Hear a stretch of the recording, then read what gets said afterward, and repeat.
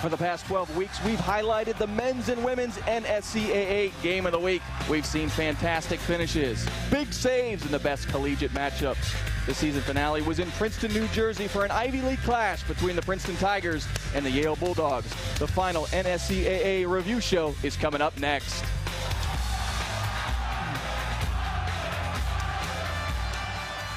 Hi everybody, Steve Bell and Keith Tabatsnik in Princeton, New Jersey for our final NSCAA review show. And what a great matchup we've got for you. Princeton and Yale. Keith, it's the 99th meeting between these two Ivy League schools. Should be a great matchup. Yeah, well, I think it's going to be because there's a lot on the line, in particular for Princeton, in the sense that, you know, they have a 14 RPI. They're looking to try to get in the NCAA tournament. A win tonight, they're definitely in. I personally think they're going to be in either way, but that certainly seals it. But it's also implication of the league as well. There's some big games this weekend. There's Dartmouth at Brown, and there's Penn at Harvard. And if Princeton wins tonight, depending on those results, there could actually be a four-way tie in the Ivy League. Very important game in the Ivy League, and really this is symbolic of what's going on all across the country. You've got surprises in conferences, you've got the teams that have punched their ticket to the NCAA tournament, and then you got a lot of those bubble teams that need a good showing in these conference matchups. Yeah, well, they certainly do, because, you know, the tournament is right around the corner. There's a number of teams that, hey, they're definitely going to be in. There's other teams that have been looking at this RPI thing and thinking, like, how does that put us there? But I think it's going to be really tough to get off the bubble this year. Those teams are on the bubble. You know, some of the big conferences we talk about, the ACC, they're going to have 7 teams in without any question. The Big East, they could have 5 teams in. All right, the Big Ten could have 6 teams in, taking a lot of those at-large spots. And then, of course, you have the conferences where I think there's only going to be, you know, one person in there from that conference unless the top team loses. And then they start taking some of those bubble spots. It's going to be a very difficult year. There's certainly going to be some teams deserving of being in the tournament who get disappointed. Well, you brought it up a couple times now. It's the 3 letters we hear quite a bit during this time of year. RPI, what does it stand for? What does it mean? And who's worried about it right now? Well, what it stands for, you can get some different answers depending on what coaches you're asking, depending on where they are in the RPI, but it actually stands for Rating Percentage Index, right? And really what that means is what is your strength of schedule?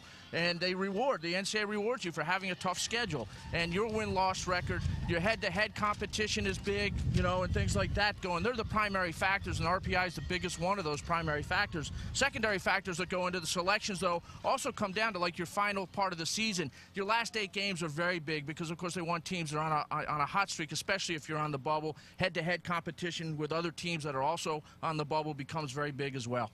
Been great stories all year long, individual stories, coaches, programs that have turned things around. If you had to narrow it down in the top 3, what are the 3 biggest stories of the 2009 season? Well, to me, that's easy. Number 1 is Akron. All right, Akron goes undefeated for the entire regular season. I think Akron could make a big run. Boy, if they could go the whole way, what a story that is for Caleb Porter. Congratulations to them. But also on the women's side, Stanford makes a run on the women's side, and they go undefeated. And I'm not sure how often that's ever happened. You have the men's and the women's side. And by the way, at the beginning of the season, you might have been talking about some different teams. You know, on the women's side, you're going to say it's North Carolina has a chance to go, you know, run the show, and it might have been somebody else, Wake Forest or somebody like that on the men's side. But congratulations to Akron and to Stanford. That's story number 1. Story number 2, it's the crowd, Steve. I tell you, the crowds have been great. We had on Fox Soccer Channel over 10,000 at UC Santa Barbara this year when they played Indiana. All right, Maryland are hosting North Carolina, and they have 7,000. Akron one time was sold out the day before their game. And that's just something that, you know, we haven't seen before in college soccer, but I think this year is going to be the start of seeing that quite a bit. And then number 3, well, it's the word we used right from the beginning. It's parity. It's an overused word. I've used it a lot this year, but never before, I think, so true. There are going to be a lot of teams deserving to get into the NCAA tournament. They're not going to get in. Every conference game is tough. And by the way, in all of Division I soccer, there's no more easy games, all right? Every game is a tough game.